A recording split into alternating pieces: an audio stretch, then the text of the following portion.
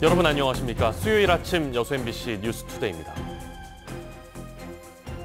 지역의 특성화 고등학교가 바뀌고 있습니다. 학교 시설 개선을 통해 졸업 후 취업률을 높이고 신입생들을 끌어모으기 위해 학과 개편에 적극 나서고 있는데요. 맞춤형 교육에 나서고 있는 광양의 한 고등학교를 강서영 기자가 취재했습니다. 바위로 날아오른 드론이 농약을 뿌립니다. 드론은 이 학교 스마트팜과 학생들이 직접 조종합니다. 학생들은 드론에 이어 빅데이터와 사물 인터넷 기술이 접목된 스마트 농업을 통해 직접 농사를 짓는 실무 교육을 받고 있습니다.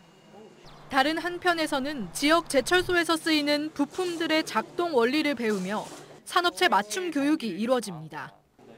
학생들의 만족도는 높습니다. 새로운 건물로 들어가서 실습을 하면은 더 원활하고 좋게 실습할 수 있어서. 지역 특성화 고등학교가 시대의 흐름에 맞춰 변화하고 있습니다.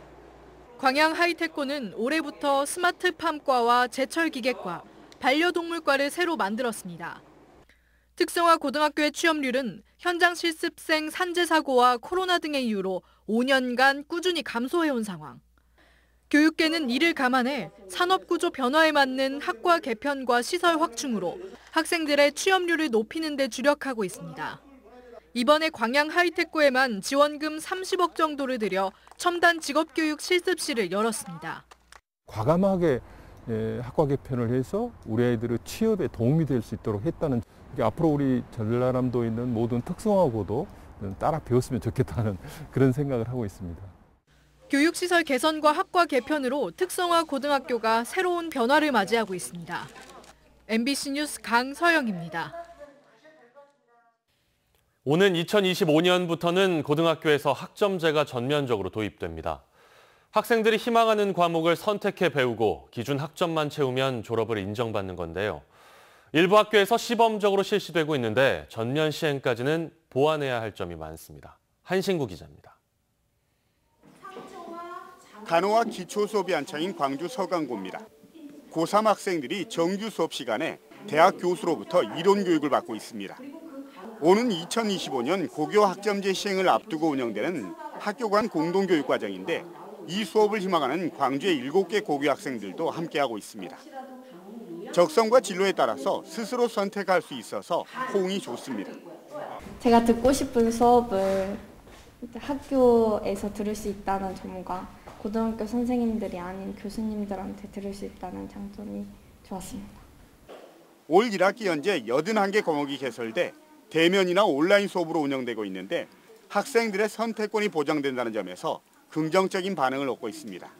그렇지만 교육 주체, 특히 교사들 사이에선 준비 부족을 우려하는 목소리가 큽니다. 최근 한 조사에선 교사들의 87%가 고교 학점제 도입을 중단하거나 연기해야 한다는 결과도 나왔습니다. 무엇보다 현 입시 제도의 틀이 개선되지 않는 상황에서 수업 형태만 바꾸는 게 현실성이 있냐는 겁니다. 학생들의 자발적으로 고교 학점제를 정착시켜 놓으면 그 이후에 입시제도를 계획하겠다고 하는 것은 기반을 다지지 않고 집을 세워놓겠다라고 하는 이러한 위험한 발상에 불과하다고 생각합니다. 교육 환경의 차이로 지역별 학교별로 학생들의 격차가 벌어지고 사교육이 심화될 수 있다는 지적도 나옵니다. 한 학기에 여러 과목을 준비해야 하는 교사들의 수업 부담과 부족한 교원 확보, 이에 맞춰 학교 시설을 바꿔야 하는 현실적인 문제도 풀어야 할 과제의 하나입니다. 교육 현장의 틀과 모습을 획기적으로 바꾸게 되는 고교 학점제. 기대와 우려가 교차하는 가운데 미비점 보완까지는 채 4년이 남지 않았습니다. MBC 뉴스 한신구입니다. 여수 경도대책범대위가 경도 관광단지 개발과 관련해 미래에셋 측의 사업계획 설명과 함께 직접 대화를 촉구하고 나섰습니다. 여수 지역 26개 시민단체로 구성된 경도 레지던스 건축반대 범시민대책위원회는 어제 긴급회의를 갖고 그동안 사업 주최 측과 전혀 소통이 없었다며 미래에셋 측의 현재 상황과 계획을 들어본 다음 공식적인 입장을 표명하는 등 향후 활동 방향을 정하기로 했다고 밝혔습니다. 범대위는 지난달 말 미래에셋 측이 관광시설 투자보다는 수익성 높은 레지던스를 건설하려 한다며 사업안 변경 승인 취소를 주장하는 성명서를 발표했습니다. 여수시가 중장기 행정수요 대응과 전략적인 행정기구 개편을 위해 조직 진단에 나섭니다. 여수시는 전략사업 추진에 맞는 행정기능 조정과 효율적인 인력 관리를 위해 오는 10월까지 1억 1천만 원의 예산으로 한국지방행정연구원에 용역을 맡겨 행정기구 조직 진단을 실시합니다. 이를 위해 여수시는 행정수요와 조직 설계안 등 세부 조직 진단 의견에 대해 부서별 면접 조사와 의견 취합을 마쳤으며 조만간 착수 보고회를 가질 예정입니다. 코로나19가 장기화하면서 생업에 큰 타격을 입고 있는 분들, 바로 자영업자와 소상공인들인데요. 이들이 코로나19를 함께 이겨내자며 형편이 어려운 학생들을 돕는 나눔 운동에 동참했습니다. 문영철 기자가 취재했습니다. 기부와 나눔을 통해 코로나19를 함께 극복하자는 취지에서 지난해 3월 첫 발을 뗀 순천형 권분운동. 취약계층에 대한 생필품 지원을 시작으로 마스크 나눔과 자영업자를 위한 선결제, 그리고 권분 가게까지 모두 4가지 형태로 진행됐습니다. 이어 이번에 새롭게 시작된 5번째 권분운동에는 지역 소상공인들이 중심에 섰습니다. 자신들이 판매하는 물품이나 서비스를 형편이 어려운 학생들에게 무료로 지원하기로 한 겁니다. 결식 아동들이 생각보다 많아요. 인근 아이들이라도 와서 마음 편하게 좀 먹고 갔으면 싶은 마음에. 지금까지 참여 의사를 밝힌 점포는 10여 곳. 음식점은 물론 옷가게와 미용실, 사진관 등 다양한 업종의 소상공인들이 선뜻 동참했고 지금도 참여 문의가 이어지고 있습니다. 학생들이 부담 갖지 않고 사용할 수 있도록 상품권을 이제 지급해서 실제적인 도움이 되지 않을까. 소상공인들의 제안으로 시작된 이번 권분운동을 통해 학교마다 5명씩 모두 400여 명의 학생이 경제적 부담을 조금이나마 덜 것으로 보입니다. 이런 어려운 조건 속에서도 소상공인들이 나눔의 행렬에 동참한다고 하는 것은 더욱더 의미 있는 일이고요. 순천의 어깨동무 가게가 많이 알려지리라 이렇게 생각을 합니다. 학생들을 향해 내민 소상공인들의 따뜻한 손길이 코로나19를 극복할 수 있는 또 하나의 원동력이 되고 있습니다. MBC 뉴스 문형철입니다.